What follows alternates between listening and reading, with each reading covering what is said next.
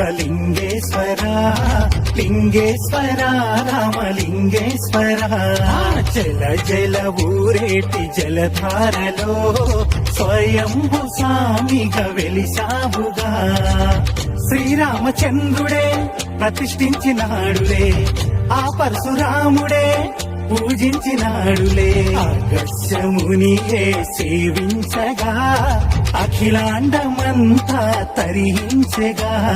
Lingeshwara బుగ్గలింగేశ్వర Lingeshwara Ramalingeswara